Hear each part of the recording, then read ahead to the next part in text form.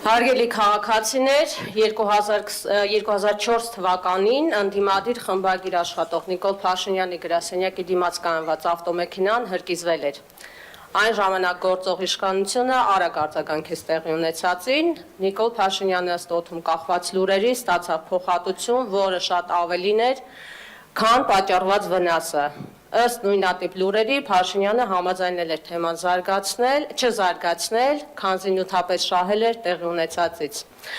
Այրվել էր Նիվա մակնիշի մեքենան, բայց նրան հասել էր շատ ավելին, քան Նիվայի գինն էր։ Այդպես էր դա թե ոչ, կարելի է դատել Հայկական ժամանակ թերթի այդ օրերի հրապարակումներից ու դեպքերի հետագա ընթացքից։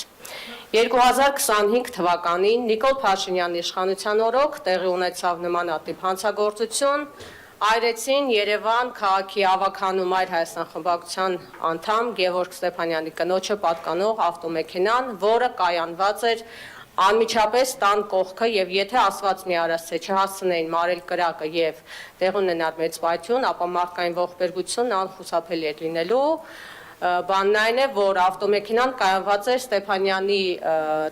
սեփական տանը շատ մոտ երեխաների սենյակի հարևանությամբ։ Թե ինչ ապրումներ են ունեցել երեխաները, դժվար է բառերով փոխանցել։ Նման հանցագործությունները դատապարտելի են, բայց կա մի առանձնահատկություն։ Ի տարբերություն Նիկոլ Փաշինյանի հետ տեղի ունեցած դեպքի, երբ աղմուկը մեծ էր, այս անգամ զարմանալիորեն լռություն է տիրում քաղաքական դաշտում։ Իշխանության ներկայացուցիչը բավարարվեց հերթապահ հայտարարությամբ եւ թեմային այլևս չանդրադարձավ։ Դեպքի հետ կապված կա կալանավորված անձ, բայց դեռ չկա կազմակերպողների վերաբերյալ որևէ տեղեկություն, այնինչ օր առաջ պետք է բացահայտել հենց կազմակերպիչներին ու հրահրողներին, որպեսզի պարզ դառնա հանցագործության մոտիվացիան։ Սակայն դեռ նորություն չունենք, ինչն էլ հիմք է տալիս կասկածելու, որ պարզապես բացահայտելու ցանկությունը մեծ չէ։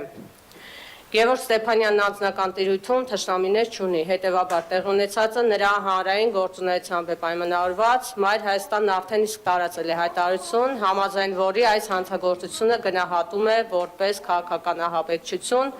որը փորձ է արվում սահմանափակել օրվա իշխանություններին ուղղված բովանդակային քննադատությունը եւ ստեղծել վախի մթնոլորտ։ Կոչ ենք անում իրավապահ մարմիններին սեղմ ժամկետներում բացահայտել հանցագործությունն ամբողջ ծավալով։